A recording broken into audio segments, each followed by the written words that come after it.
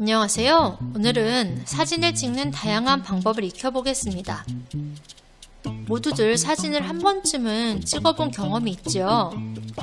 오늘은 그냥 생각 없이 사진을 찍는 것이 아니라 카메라의 여러 기능과 사진 기술을 생각하며 사진을 찍어볼 거예요. 가장 먼저 초점 맞추기입니다. 여기 잘못 찍힌 사진이 하나 있습니다. 무언가 흔들려 보이고 뿌옇게 나온 사진입니다. 이것의 원인으로는 크게 손이 떨렸거나 초점이 맞지 않아서 이렇게 찍히는 경우가 많습니다. 손이 떨리는 문제는 삼각대를 이용해서 해결할 수 있습니다. 삼각대가 없는 경우에는 삼각대를 대신할 수 있는 다른 물건을 찾거나 삼각대를 직접 만들 수도 있습니다. 핸드폰에 있는 손떨림 방지 기능을 이용하는 것도 좋아요. 초점이 맞지 않을 때는 당연히 초점을 잘 잡아주면 문제가 해결이 되겠죠? 그런데 이런 것들을 하기 전에 여러분이 가장 먼저 해보아야 할 것이 있습니다. 렌즈를 한번 닦아보세요. 핸드폰을 이용하다 보면 나도 모르게 렌즈를 손으로 만져서 렌즈가 더러운 상태로 사진이 찍히는 경우도 있어요. 이럴 때는 아무리 삼각대를 사용하고 초점을 잘 맞춰도 선명한 사진을 얻기가 힘듭니다. 렌즈를 가장 먼저 닦고 그 다음 다른 해결 방법을 찾아보세요. 렌즈도 깨끗하고 초점도 잘 맞고 흔들리지 않은 사진의 결과물입니다. 물체가 여러 가지 있을 때는 또 초점을 가지고 재미있는 사진을 찍을 수 있습니다. 지금 사진은 앞쪽에 있는 유니콘에 초점이 맞춰 있죠. 이 사진은 뒤쪽에 있는 고양이에 초점이 맞아 있습니다. 이렇게 가까이 있는 물체, 멀리 있는 물체 중 어느 곳에 초점이 맞느냐에 따라 또 다른 느낌의 사진을 찍을 수도 있습니다. 다음은 수평에 관련된 문제입니다. 지금 이 사진은 수평이 굉장히 맞지 않은 사진이에요. 수평이 맞은 사진과 비교해보면 더더욱 기울어져 있는 것을 알 수 있습니다. 이렇게 수평이 맞지 않으면 굉장히 불안해 보이는 사진이 완성이 됩니다. 물론 이렇게 일부러 수평을 맞추지 않아서 더욱 느낌이 살아나는 사진도 있지만 익숙해지기 전까진 꼭 수평을 맞춰서 찍어보세요. 그런데 일반적으로 사진을 찍을 때 수평 맞추는 것이 쉬운 일은 아닙니다. 그러면 어떻게 수평을 잘 맞춰서 사진을 찍을 수 있을까요? 스마트폰에서 수평과 수직을 맞출 수 있는 안내선을 만드는 방법을 익혀보겠습니다.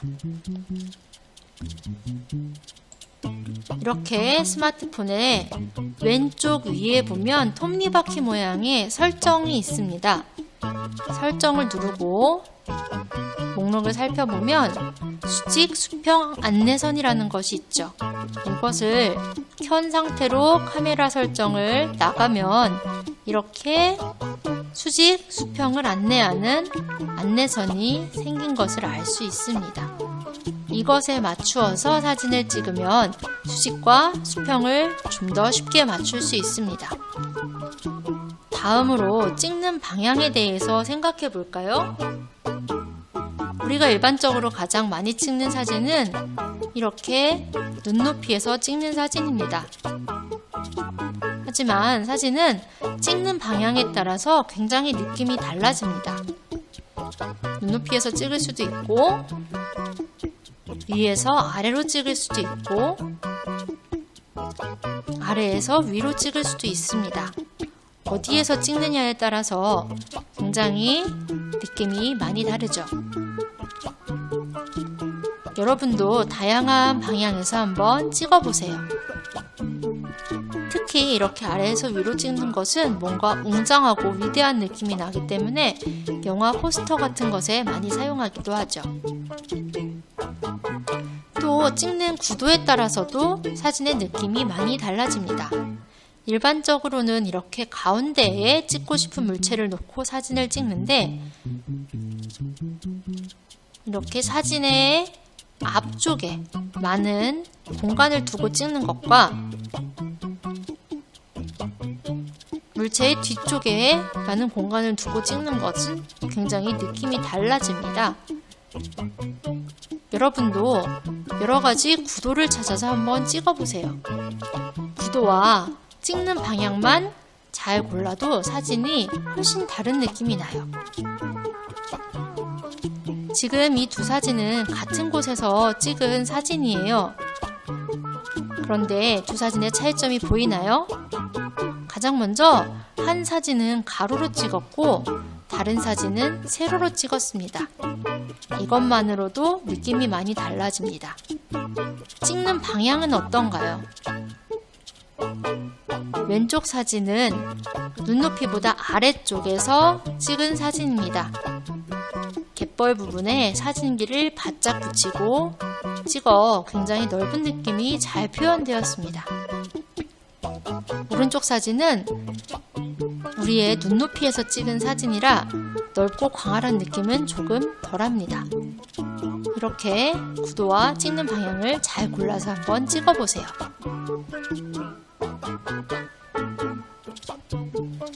지금부터는 좀 더 전문가처럼 찍어보는 방법을 공부해 보겠습니다.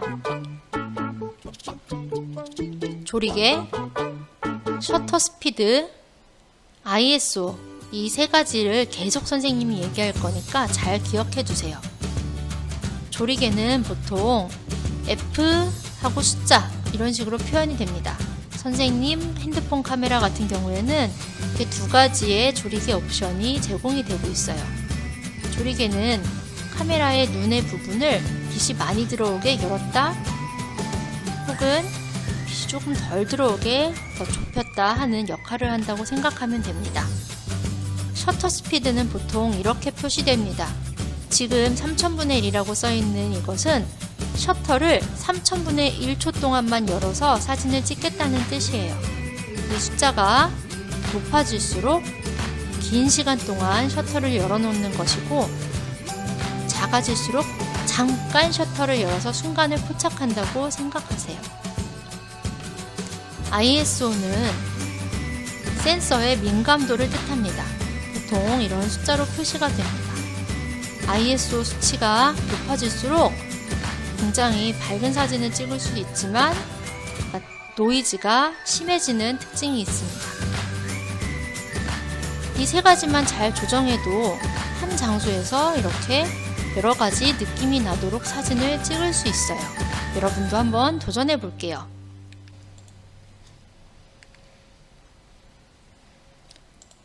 보통 우리가 카메라로 사진을 찍을 때 이쪽에 있는 사진, 동영상 정도만 사용을 합니다. 좀 더 이용하는 친구들은 줌 아웃, 줌 인 정도 사용을 하는 것 같아요. 오늘은 프로 혹은 더보기에 있는 프로를 사용해서 사진을 찍는 방법을 알아보겠습니다. 아까 얘기했던 조리개, 셔터 스피드, ISO에 대해서 알아볼 거예요. 먼저 조리개와 셔터 스피드는 이곳에서 조정을 하게 돼요. 선생님 핸드폰인 경우에는 조리개와 셔터 스피드를 같은 곳에서 사용하게 되는데, 조리개는 이렇게 카메라의 눈을 좁혔다 늘렸다 하는 역할이라고 보면 된다고 했죠. 오른쪽 밑에 F2.4, F1.5가 변할 때 사진, 화면이 어떻게 변하는지 관찰할 수 있습니다.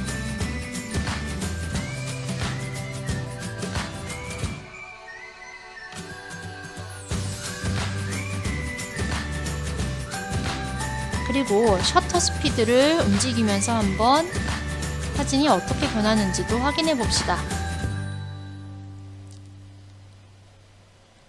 셔터 스피드 1000분의 1은 조금 어두운 느낌이네요. 셔터 스피드 30분의 1은 굉장히 밝죠. 빛을 오랫동안 받고 있어서 더 밝은 사진이 나오게 됩니다.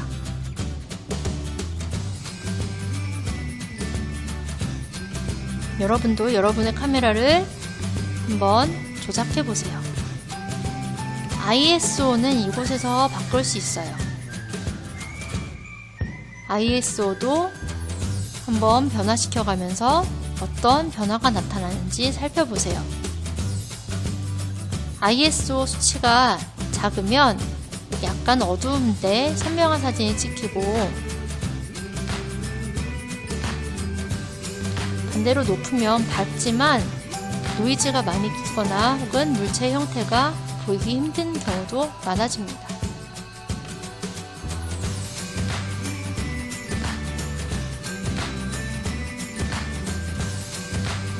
여러 가지로 조정해보면서 사진을 한번 찍어보세요. 이것을 다룰 줄 안다면 이렇게 갑자기 조명이 꺼지거나 어두운 날에도 사진을 찍을 수 있습니다.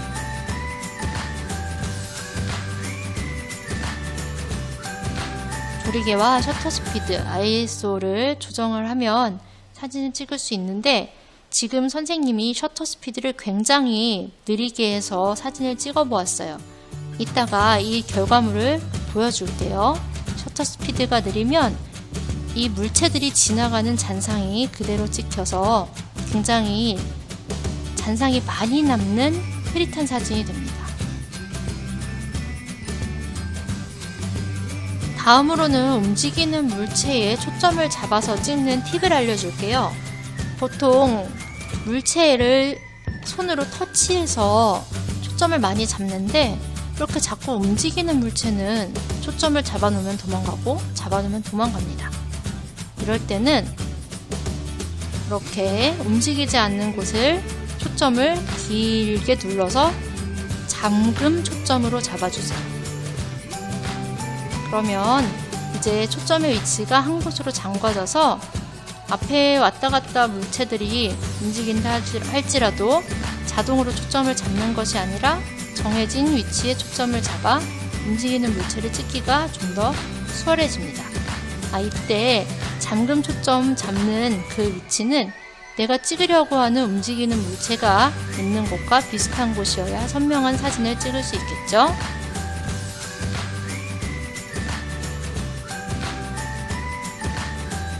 자, 그러면 아까 찍은 사진들을 한번 살펴볼게요.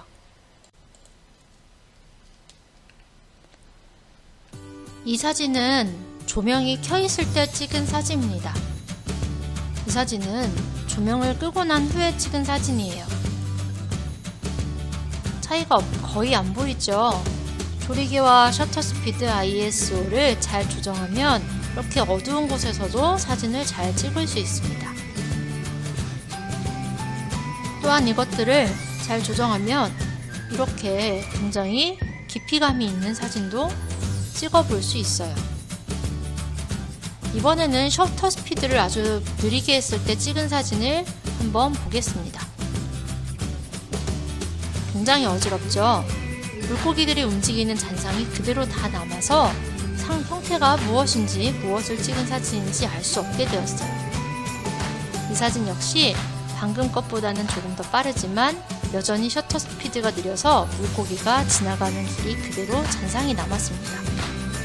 이렇게 잔상이 남는다고 무조건 안 좋은 것은 아니고, 야경을 찍을 때 자동차가 움직이는 궤적을 남기게 한다든지 혹은 밤하늘에 별이 움직이는 길을 찍을 때는 일부러 이렇게 셔터 스피드를 느리게 해서 사진을 찍기도 해요. 오늘 여러분이 할 일은 사진을 잘 찍는 것이 아닙니다. 카메라에 이런 여러 가지 기능들을 익혀서 다양한 방법으로 사진을 다양하게 찍고 카메라라는 것에 익숙해지는 것이 오늘의 목적이니 어려워하지 말고 한번 여러분의 카메라를 가지고 놀아볼까요?